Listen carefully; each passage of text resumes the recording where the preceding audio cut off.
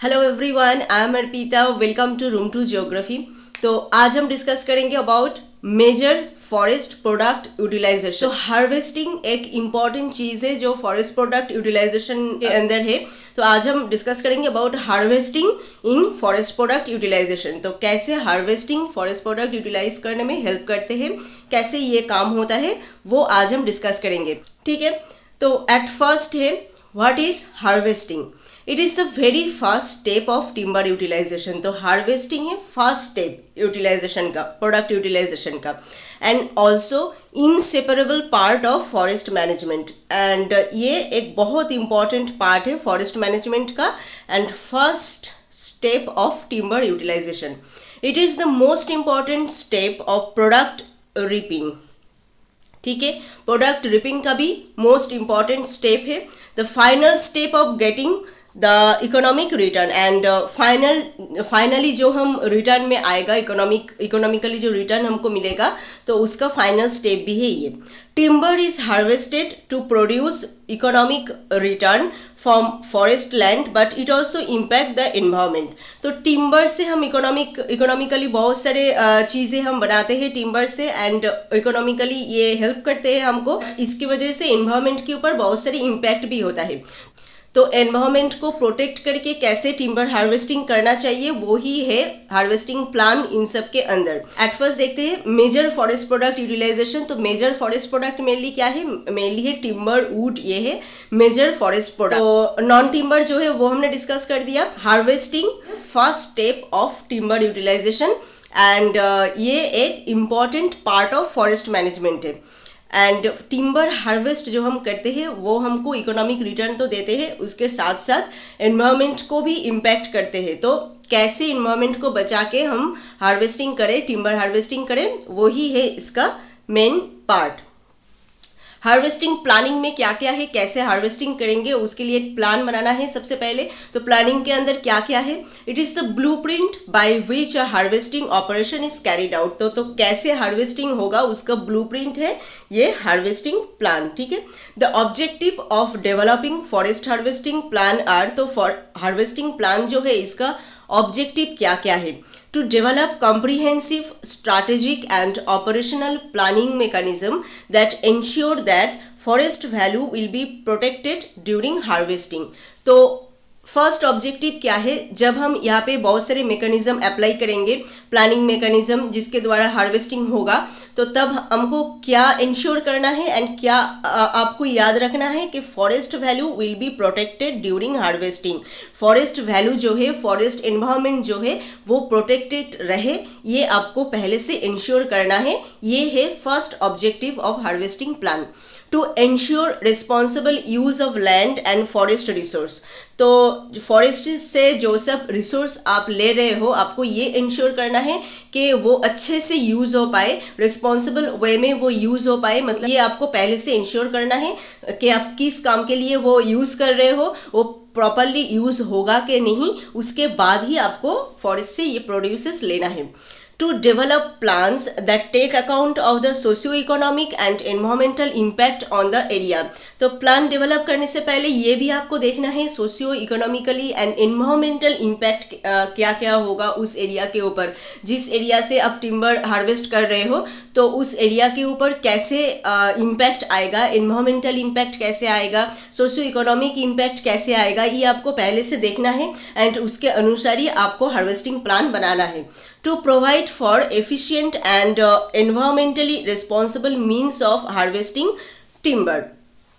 ठीक है, तो जो टिम्बर आप हार्वेस्ट कर रहे हो वो एफिशिएंट है, ये आपको पहले देखना है। एंड एनवायरमेंटली वो मतलब एनवायरमेंट से जो आप टिम्बर ले रहे हो तो एनवायरमेंट प्रोटेक्टेड भी रहता है, ये आपको देखना है।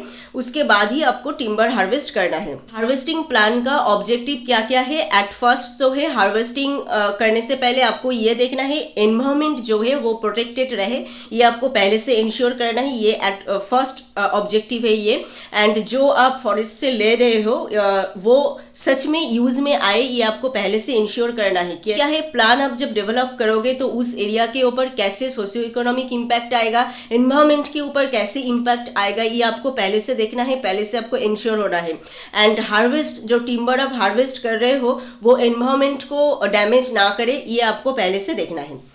नेक्स्ट क्या है, forest harvesting planning process is a complex of different step that work at different level. अब देखते हैं स्टेप क्या है। हार्वेस्टिंग प्लान जो हम बनाए हैं तो उसका स्टेप क्या है, कैसे स्टेप बाय स्टेप आप हार्वेस्ट करोगे। तो एट फर्स्ट स्टेप ये है site specific forest use planning, ये है फर्स्ट स्टेप।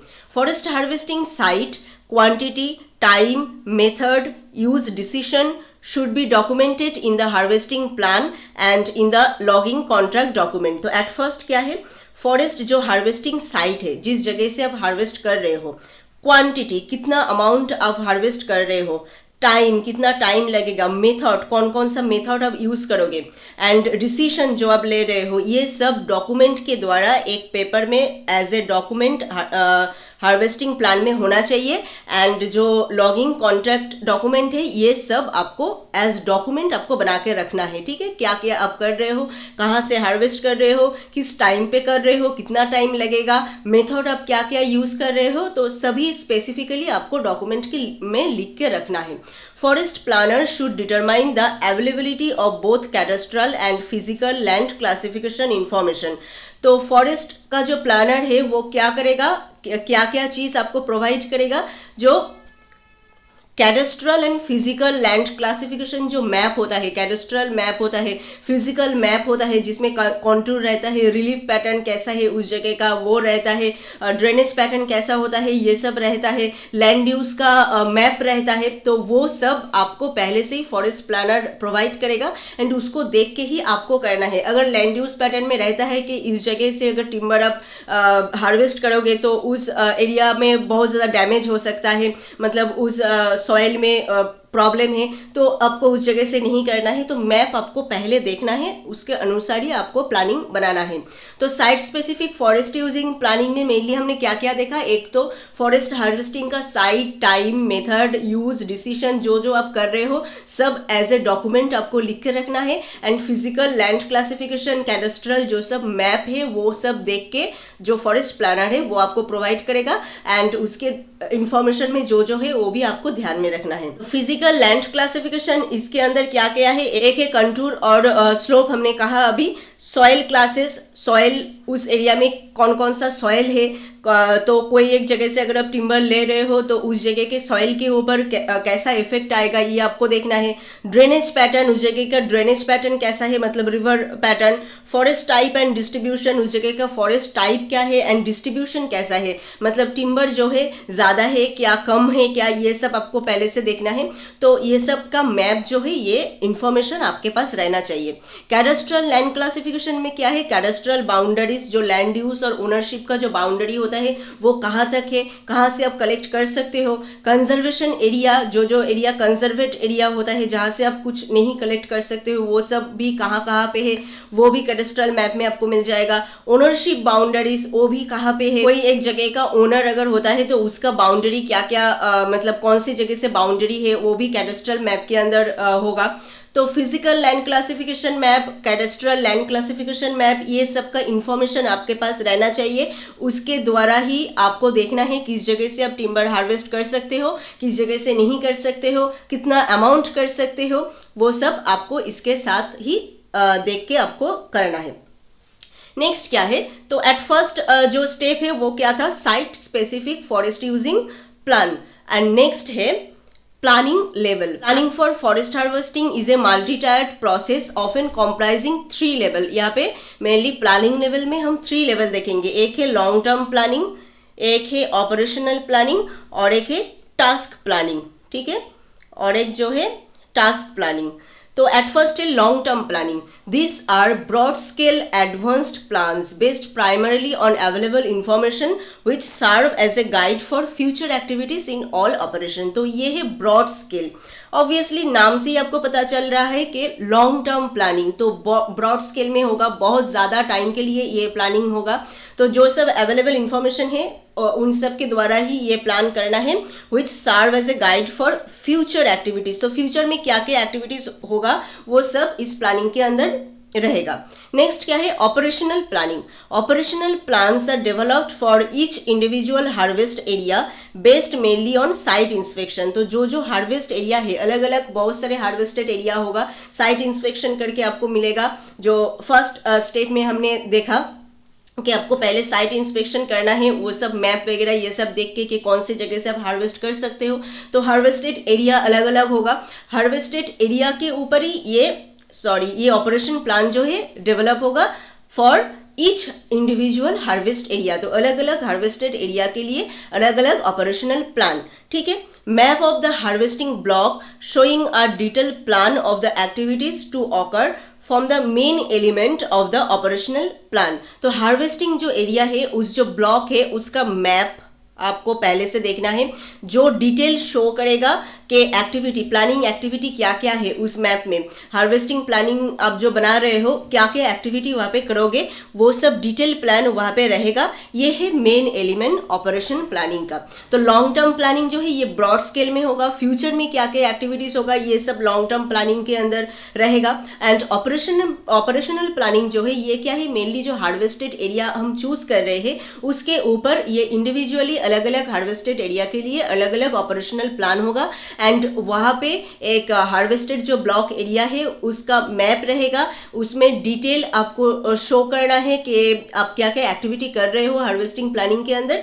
तो ये है main element of operational planning. Next क्या है, थर्ड प्लानिंग है task planning. Task planning is undertaken by the harvesting company. जो कंपनी हार्वेस्ट कर रहे हैं अपने काम के लिए, यूज करने के लिए, ये है उसके लिए। Describe responsibilities of staff and how work is to be carried out. तो वहाँ पे जो जो स्टाफ होगा उस कंपनी का, तो उसका काम क्या क्या होगा, कैसे मतलब रिस्पॉन्सिबिलिटी उसका किसका क्या है, ये सब डिस्क्राइब करना है ये टास्क प्लानिंग के अंदर। Task plan be prepared after the operational plan has been develop.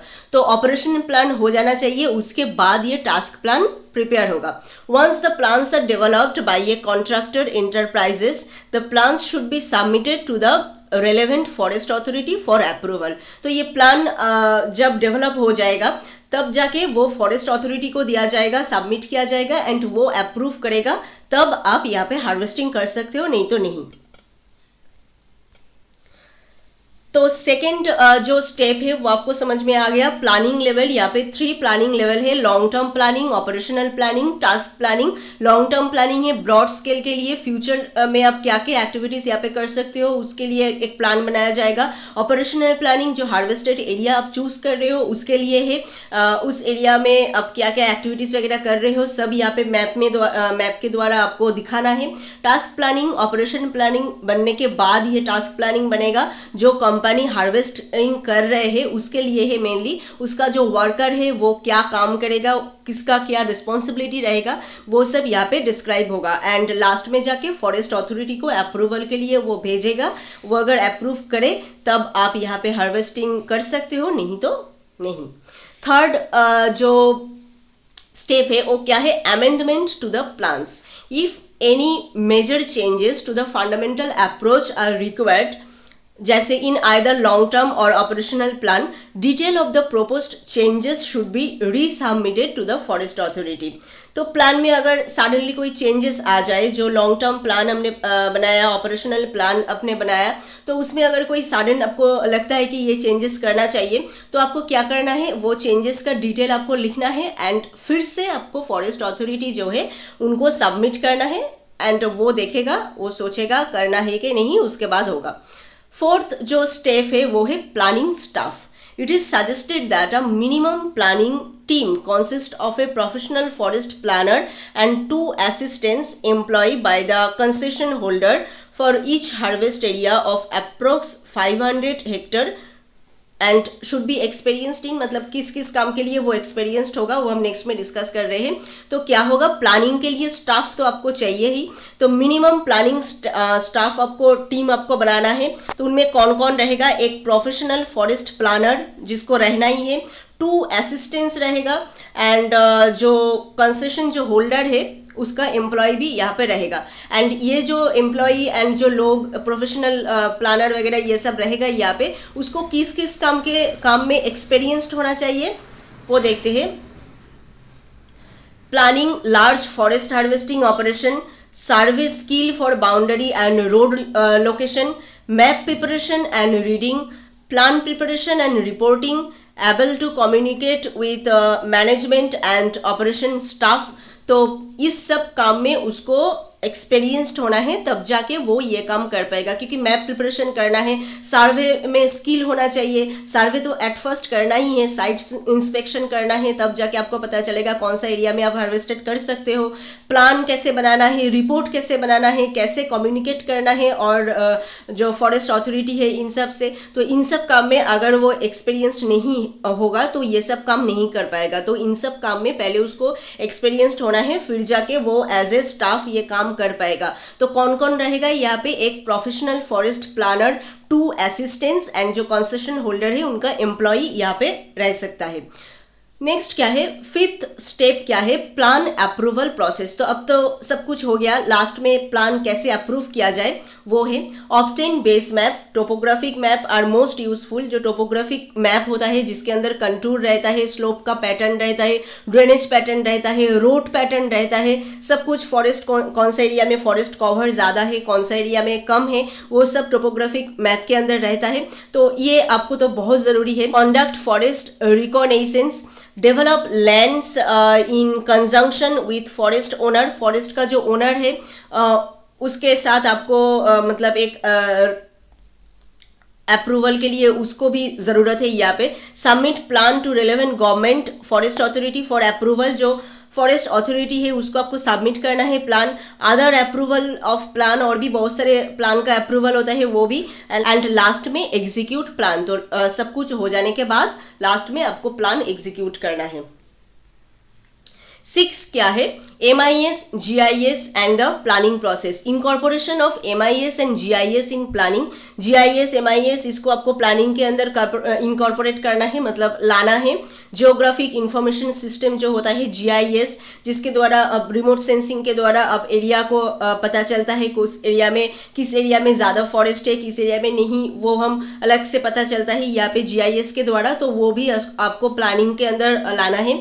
MIS based data storage and utility forest management map, inventory, training review and updating as per need. तो इसके द्वारा जो सब डेटा आपको मिलेगा वो आपको स्टोर करके रखना है। उसके साथ साथ फॉरेस्ट मैनेजमेंट जो मैप है वो भी आपको देखना है, कैसे टाइम टू टाइम आपको अपडेट भी देना है, प्लानिंग प्रोसेस कैसे चल रहा है। तो ये सब है हार्वेस्टिंग प्लानिंग प्रोसेस के अंदर। फॉरेस्ट हार्वेस्टिंग प्लान के जो स्टेप है उनमें हमने क्या क्या देखा? एक है site specific forest use planning. यहाँ पे आपको पहले साइट कहाँ पे है वो आपको स्पेसिफिकली चूज करना है। नेक्स्ट प्लानिंग लेवल है, लॉन्ग टर्म आपको प्लानिंग बनाना है। ऑपरेशनल प्लानिंग जो हार्वेस्टेड एरिया है उसके लिए बनाना है। टास्क प्लानिंग आपको बनाना है। नेक्स्ट अगर प्लान में कोई चेंजेस आए तो कैसे उसको फॉरेस्ट अथॉरिटी में रिसबमिट करना है, वो है 3rd स्टेप में। 4th में है प्लानिंग स्टाफ में कौन कौन रहेगा एंड उसको कौन कौन सी चीज़ में एक्सपीरियंस्ड होना चाहिए। 5th में है प्लान अप्रूव कैसे होना चाहिए। नेक्स्ट है GIS, इसको प्लानिंग प्रोसेस में आपको कैसे लाना है। तो ये सब है हार्वेस्टिंग प्लानिंग का जो स्टेप है वो। तो आज हमने क्या क्या डिस्कस किया? Mainly what is harvesting plan कैसे बनाना है, उसका ऑब्जेक्टिव क्या क्या है हार्वेस्टिंग प्लान का, एंड हार्वेस्टिंग प्लान का जो स्टेप है वो क्या क्या है, मतलब कौन कौन सी स्टेप के अंदर जाके आप हार्वेस्ट कर सकते हो। तो आई थिंक आज का ये पार्ट आपको समझ में आया है। फिर भी कोई क्वेश्चन है तो आप हमें कमेंट करके बताएं। हम इसके बाद एक के बाद एक करके मेजर फॉरेस्ट प्रोड्यूसर्स का जो यूटिलाइजेशन है सभी हम डिस्कस करेंगे एक एक करके। If this video is helpful to you then please subscribe room to geography. मिलते हैं और एक नए वीडियो में और एक नए टॉपिक के साथ। Thank you.